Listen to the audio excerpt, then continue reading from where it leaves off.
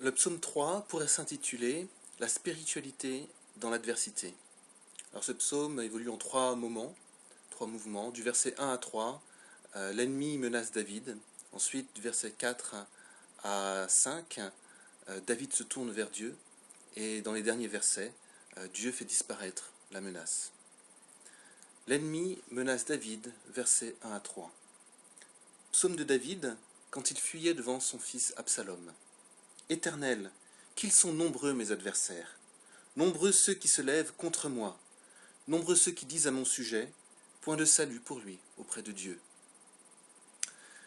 David est chassé de son trône par son fils Absalom, qui soulève le peuple contre lui, viole ses 10 concubines, et David fuit. Il est poursuivi, il est brisé par l'attitude de son fils. David était roi au sein du peuple élu, et il a eu son lot de difficultés. Souvent on croit que la vie chrétienne c'est une vie, un passeport pour la bénédiction sur terre. Nul n'est à l'abri d'ennemis, de difficultés, de menaces, de soucis, qu'il soit un chrétien engagé ou non. Cette année, j'ai perdu 2 fois mon emploi, ma femme est tombée gravement malade, mon fils a vu 6 médecins en moins d'1 mois pour sa rentrée en 6e. J'ai vécu plusieurs conflits dans mon église, j'ai dû me séparer de ma voiture, j'ai cessé mes études de théologie à distance pour me concentrer sur ma famille. Alors vous avez peut-être vous aussi eu une année difficile, en tout cas moi je ne le souhaite pas, mais il faut savoir qu'un jour ou l'autre, nous aurons des difficultés à surmonter.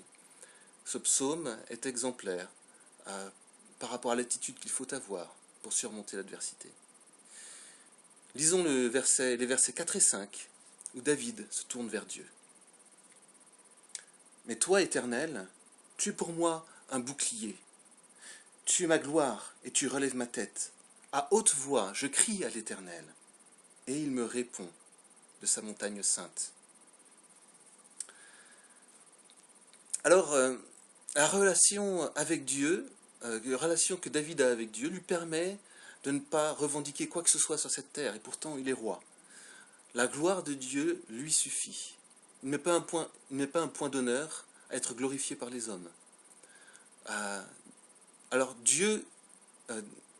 David crie à Dieu, et Dieu lui répond. Alors on sait qu'on peut parler à Dieu par la prière, mais comment Dieu répond-il à David?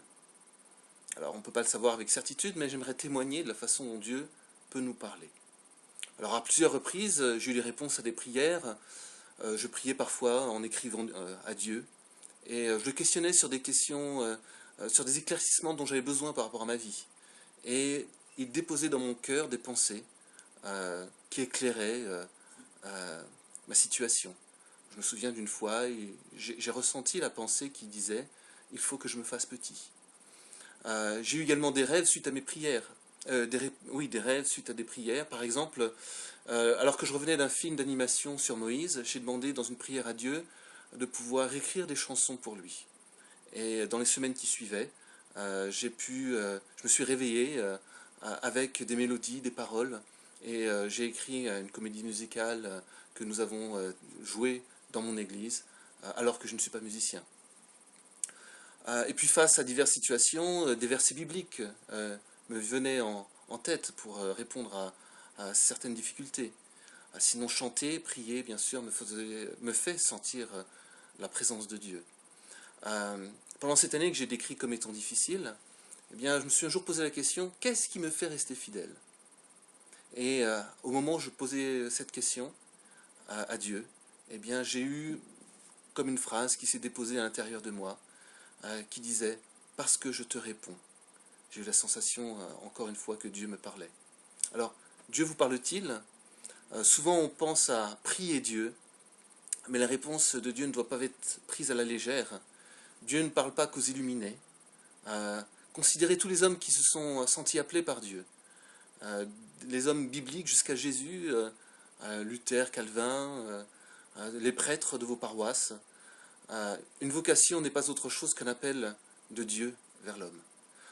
Et on ne doit pas être influencé par notre mentalité française de philosophe, puisque même les philosophes comme Pascal a eu un sentiment très fort d'être visité par Dieu.